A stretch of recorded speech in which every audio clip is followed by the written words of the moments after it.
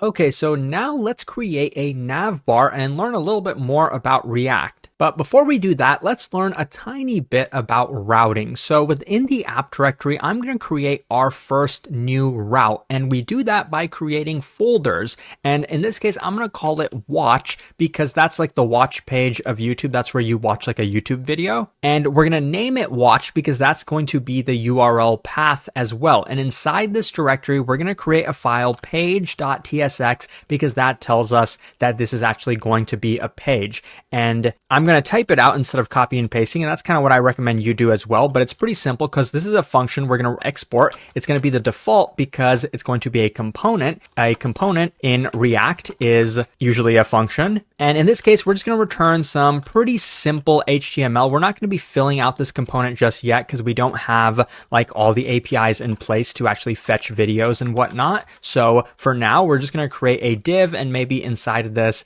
I guess just add a header that says watch page. And then this is exported and I'm going to put a semicolon here, though it doesn't really matter. And now our app is still running from last time. So I'm going to go ahead and navigate back there. And here, so this was our original root page. It's still being rendered. And now I'm going to go ahead and navigate to the watch page and let's see what happens. Yep, we got basically what we expected. So that's kind of the power of Next.js's router. Some people don't like it. Some people don't like the fact that like naming of your directories matters because it's not super explicit, but I don't really mind it because at least it's consistent. Now I'm going to create another component here. I'm going to create another folder. I'm going to call it navbar. And very quickly, I'm just going to copy and paste this code because I just want to quickly show you. I'm going to call the file navbar.tsx. Notice how it's not called page.tsx. So I'm going to create this, and in here, I'm just going to have like the exact same JSX, but I'm going to call this navbar to make it unique. Now, when we navigate back, you might expect I created a folder with navbar. Does that mean we have a navbar route?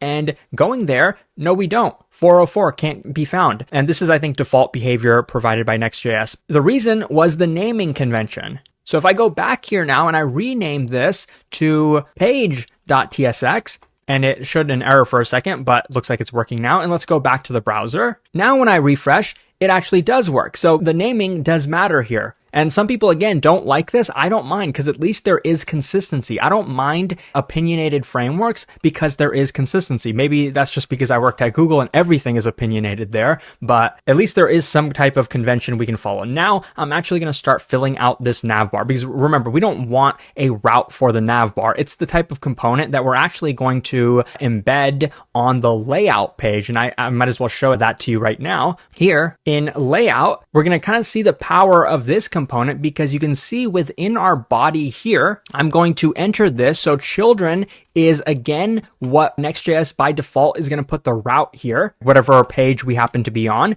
Regardless of that, we always want the navbar and we have to import it. So I'm going to go here. This one is going to auto import it for us. We always want the navbar to render regardless of which page we're on. And I'm going to go ahead and make the navbar unique. I'm going to call this navbar so that we can actually distinguish between the watch page and the navbar. Now I'm going to navigate back. So this page doesn't exist. That's what we expect. But let's go back to the root page and we see that the navbar renders along with the root page. Now let's go to the watch page and see what happens there. Looks like navbar renders along with the watch page content. That's what we expect. Now, the only thing left for us is to actually flesh out that navbar a little bit. And the first thing I'm actually going to do is go to our public directory. This is where we can put images and stuff. You can see that these were the images that were being used by default in kind of the boilerplate that we generated. I'm going to delete these and I'm going to add a YouTube logo file, which you can download probably in the article. That's probably where I'll go ahead and put it. So I went ahead and pasted that SVG, that YouTube logo. And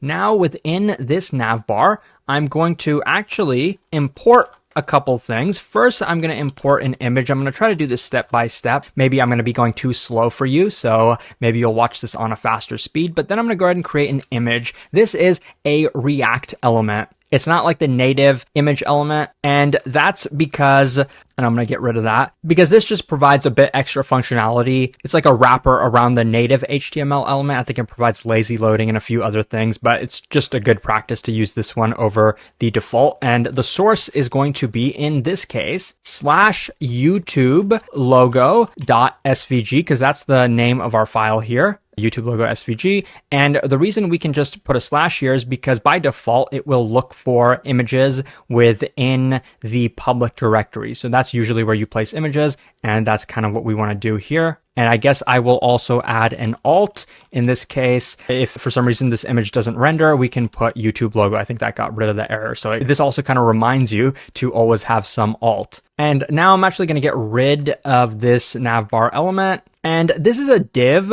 but even though that works, it's a bit better to use semantic HTML, meaning to make this a nav instead. I mean, functionally, it's going to be the same, but for people with screen readers, they would know that this is the navbar, because the screen reader isn't going to tell you like the function name or anything like that from React. It's only going to tell you like the HTML elements. So now let's go back to our browser, and it looks like we're missing a width property. So I'm going to go ahead and fix that. And we probably could specify a width here, but this is actually a good place to introduce some CSS. We're going to have some separation of concerns. We're going to put that in a separate file. So I'm going to create a file called navbar.module.css. And I'm just going to copy and paste the CSS. I'm not going to go over this super in depth, but basically our logo is going to be of these dimensions. We want the logo to be clickable, well, the container of it to be clickable. So we want our cursor to turn into a pointer, which is kind of like this, like how I hover this, my mouse is turning into like that little hand over there. And the nav bar, we want it to be a flex box, and we want to justify the content with space between.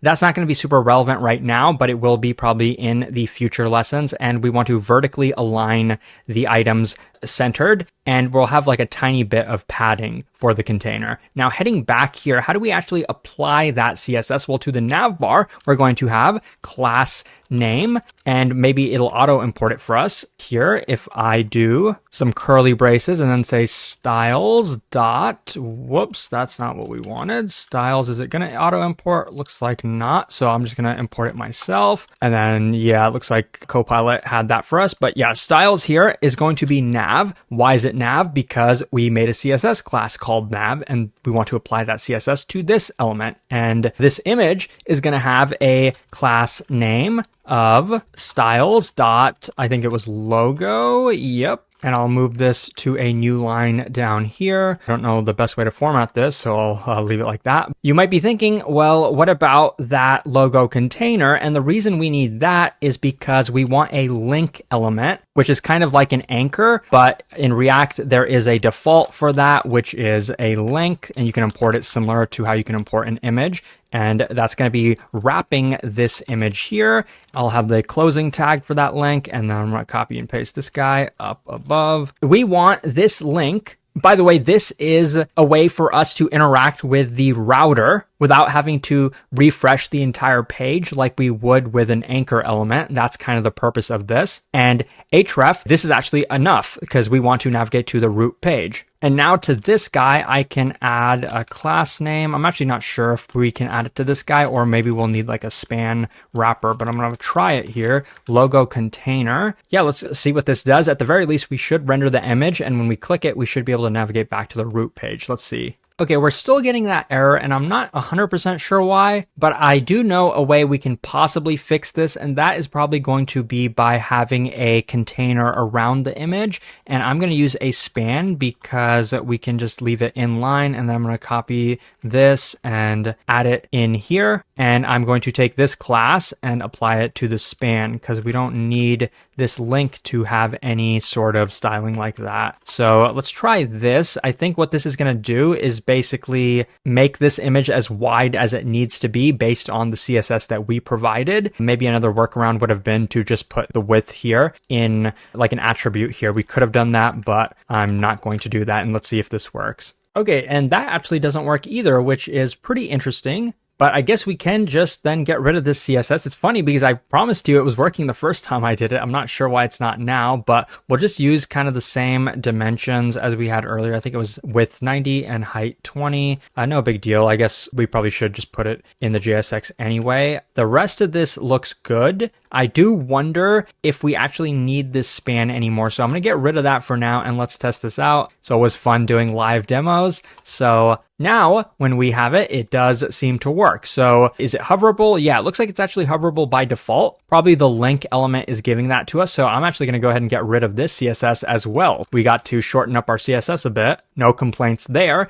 This is the root page we're on. Let's test out to see if this guy will navigate us to the root page. It's hard to test it now because we're already on the root page, but first let's see if it actually renders on the watch page. Yep, it does. We know we're on the watch page now. Let's see what happens when we click this and yep, get back to the root page. Perfect. So that's about all I wanted to show you. But one thing I want to mention is that this is a React server component. That's a new feature to React. And by default, it means that components will render on the server. So in this case, all of this stuff is being rendered server side and then being displayed in our browser. And you might not understand entirely what that means yet, but you probably will get a better idea as we start learning a bit about client components or client side components, and a bit more about how we can manage like interactivity in Next.js with use effect and use state and kind of manage things like that. And these types of features are not available typically in React Server components. So that's something that's tripping people up a lot with Next.js 13. So that's something I'm going to make sure to cover. But for now, I will end the video there.